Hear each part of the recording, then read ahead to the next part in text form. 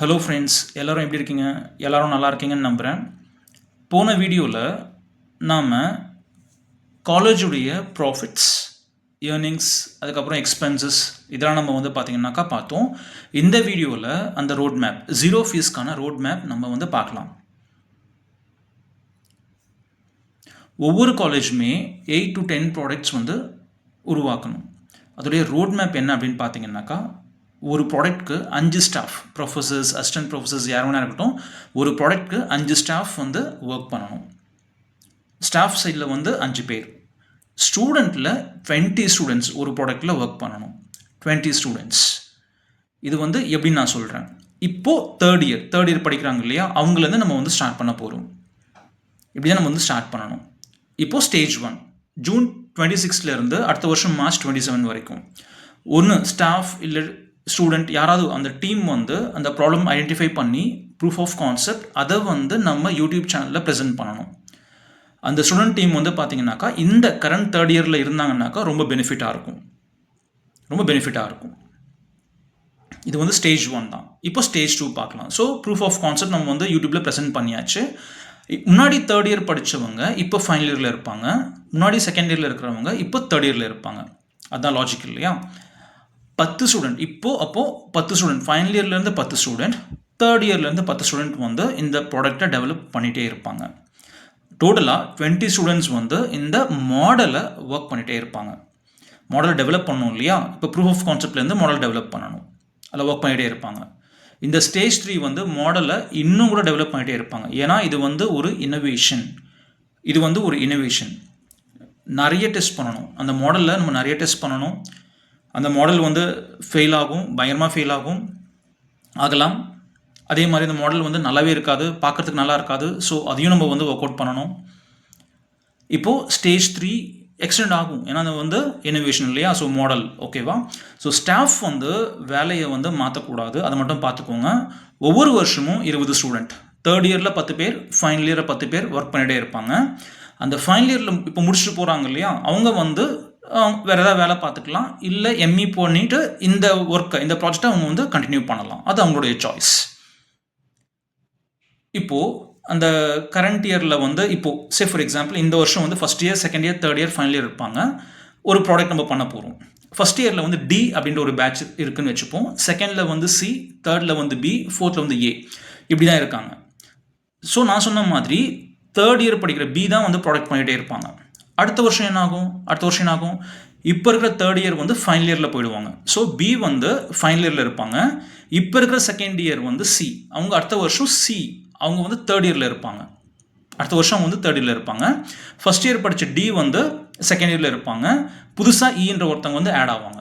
இப்படி தான் போயிட்டுருக்கும். அப்போ ப்ராடக்ட்டில் இந்த வருஷம் யார் ஒர்க் பண்ண போகிறாங்க அப்படின்னாக்கா, அடுத்த வருஷம் யார் ஒர்க் பண்ண போகிறாங்க அப்படின்னா பியும் சியும் அடுத்த வருஷம் ப்ராடக்ட்டில் ஒர்க் பண்ணுவாங்க. பியும் சியும். இப்போ வேரியஸ் ஸ்டேஜஸ் பார்க்கலாம். ஸ்டேஜ் 3 மாடல் டெவலப்மெண்ட் இப்போ தான் நம்ம பார்த்தோம். அடுத்தது ஸ்டேஜ் 4 என்ன ஆகும் அப்படின்னாக்கா ப்ரோட்டோடைப் டெவலப்மெண்ட்ஸ். இது உங்கள் ஸ்டாஃப் கிட்ட கேளுங்க, அவங்க சொல்லுவாங்க. ஸ்டேஜ் 5 பார்த்தீங்கன்னாக்கா மினிமம் வைபிள் ப்ராடக்ட். இது தாங்க இம்பார்ட்டண்ட். இங்கே வந்துட்டோம்னாக்கா நம்ம ஆல்மோஸ்ட் ப்ராடக்ட் பண்ணிட்டோம். Stage 6 commercial product. இங்கே தான் நம்ம ரெவென்யூ ஜென்ரேட் பண்ணுவோம். கண்டிப்பாக ரெவென்யூ ஜென்ரேட் பண்ணுவோம். அந்த ப்ராடக்ட்டை நம்ம கமர்ஷியல் ஆக்கணும். அதுதான் நம்மளுடைய பர்பஸே. அதுதான் இந்த என்டையர் ப்ராடக்ட் டெவலப்மெண்ட் பார்த்தீங்கன்னா 6 to 7 இயர்ஸ் கேரண்டி ஆகும். 6 to 7 இயர்ஸ் கேரண்டி ஆகும். நீங்கள் எந்த ரிசர்ச் வேணால் நீங்கள் பார்க்கலாம். இப்போ அந்த ப்ராஃபிட் ஷேரிங் நான் உங்களுக்கு சொல்கிறேன். இது என்னுடைய சஜஷன் மட்டும்தான். நீங்கள் எப்படி வேணால் உங்கள் டேர்ம்ஸ் அண்ட் கண்டிஷன்ஸ் நீங்கள் மாற்றிக்கலாம். அசியூம் பண்ணிக்கலாம் ஒரு காலேஜில் ப்ராடக்ட் 10 crore ஆனுவலாக ப்ராஃபிட் பண்ணுறாங்க. வெறும் ப்ராஃபிட் மட்டும் 10 crore. இப்போ ப்ராஃபிட் ஷேரிங் அந்த காலேஜ் பார்த்தீங்கன்னா 10%, 10 crore 10%, அதாவது 1 கோடி காலேஜுக்கு நம்ம கொடுத்துருவோம். ஸ்டாஃப் 20% எடுக்க போகிறாங்க, அதாவது 2 கோடி. நம்ம முன்னாடி சொன்னோம் இல்லையா, 5 ஸ்டாஃப் இருப்பாங்க. ஸோ 2 கோடியை 5ஆல் நம்ம டிவைட் பண்ண போகிறோம். So 40 lakh per staff. So ஒரு ஸ்டாஃப் ஒரு வருஷத்துக்கு 40 lakh ஏர்ன் பண்ணுறதுக்கான பொட்டென்ஷியல் இங்கே நம்மளுக்கு கிடைக்கும். இப்போ ஸ்டூடெண்ட் பார்க்கலாம். ஸ்டூடெண்ட்ஸுக்கு பார்த்தீங்கன்னா நம்ம 40% ப்ராஃபிட் ஷேர் நம்ம கொடுக்க போகிறோம். அதாவது 4 கோடி. ஒவ்வொரு வருஷமும் 20 ஸ்டூடெண்ட் ஒர்க் பண்ணியிருப்பாங்க. 20 ஸ்டூடெண்ட்ஸ் ஒர்க் பண்ணியிருப்பாங்க. டோட்டலாக நம்ம 6 to 7 இயர்ஸில் 10 இயர்ஸ் எடுத்துக்கலாம். ஒரு ப்ராடக்ட் கம்ப்ளீட் ஆகிறதுக்கு 10 இயர்ஸ் எடுத்துக்கலாம். அப்போ 200 ஸ்டூடெண்ட்ஸ் வந்து அந்த ப்ராடக்ட்டில் ஒர்க் பண்ணியிருப்பாங்க. அப்போது 4 கோர்ஸை வந்து 200 டிவைட் பண்ணோம்னாக்கா 2 lakh. அப்போ 2 lakh ஒரு ஸ்டூடெண்ட்க்கு வந்து அவங்க ஒர்க் பண்ணாலும் சரி ஒர்க் பண்ணாலும் சரி அவங்களுக்கு வந்து இது வந்து ஒரு பேசிவ் இன்கமாக போயிட்டே இருக்கும். ஏன்னா அவங்க ஆல்ரெடி இதை ஒர்க் பண்ணியிருக்காங்க. ஸோ அவங்களுக்கு நம்ம கொடுத்துட்டே இருப்போம். ஸோ எல்லாருக்குமே உங்களுக்கு வந்து பார்த்தீங்கன்னாக்கா ரெவென்யூ வந்து ஜெனரேட் ஆகிட்டே இருக்குது. ப்ராஃபிட் ஷேரிங், இந்த ஐடியா ஓனர் இருக்காங்களே அவங்க ஐடியா கொடுத்தாங்க இல்லையா, அவங்களுக்கு வந்து 5%, அதாவது 50 lakh அவங்களுக்கு நம்ம கண்டிப்பாக கொடுக்கணும். ஏன்னா ஐடியா வந்து அவங்களது. ஆர்என்டி மிச்சம் இருக்கிற பர்சன்டேஜ், ஆர்என்டி வந்து 25%, அதாவது வந்து 2,50,00,000 வந்து நம்ம ஆர்என்டிக்காக செலவு பண்ணிகிட்டே இருக்கணும். நம்ம ஆர்என்டிக்கு நிறைய ஸ்பெண்ட் பண்ணணும். அதுக்காக தான் 25%. அப்போ காலேஜ் ஸ்டாஃப் ஸ்டூடெண்ட்ஸ் எல்லாருமே வந்து பார்த்தீங்கன்னாக்கா ரெவென்யூ ஜென்ரேட் பண்ணிகிட்டே இருக்காங்க. இந்த கேல்குலேஷன்லாம் வந்து பார்த்தீங்கன்னா ஒரு ப்ராடக்ட்டுக்கு மட்டும்தான். நான் சொன்னது ஒரு ப்ராடக்ட். நம்ம இந்த ப்ராடக்ட்டை வந்து இந்தியா ஃபுல்லாக விற்றோம் அப்படின்னா நம்ம வந்து 50 crore கூட நம்ம வந்து ப்ராஃபிட் பார்க்க முடியும். அப்போ காலேஜுக்கு வந்து 10% அப்படின்னா 5 crore. ஒரு ப்ராடக்ட்டில் 5 crore. அப்போ அட்லீஸ்ட் அவங்க 3 சக்ஸஸ்ஃபுல் ப்ராடக்ட்ஸ் பண்ணால் கூட 15 crore அவங்களுக்கு ப்ராஃபிட் வந்துடும். நெட் ப்ராஃபிட் 15 crore வந்து அவங்களுக்கு நெட் ப்ராஃபிட் வந்துடும். நம்ம முன்னாடியே பார்த்தோம் காலேஜுடைய ப்ராஃபிட் வந்து பார்த்தீங்கன்னாக்கா 11 crore. அப்போ இப்போ நம்மளுக்கு வந்து அதிகமாக தான் வந்திருக்கு. இதே நம்ம வந்து குளோபல் இஷ்யூஸ்லாம் சால்வ் பண்ணோம் பண்ணோம்னாக்கா பெரிய ப்ராஃபிட் பார்க்கலாம். அதே மாதிரி இந்த ப்ராஜெக்ட்ஸுடைய ஐடியாஸ்லாம் நான் உங்களுக்கு வந்து ஃப்யூச்சரில் சொல்கிறேன்.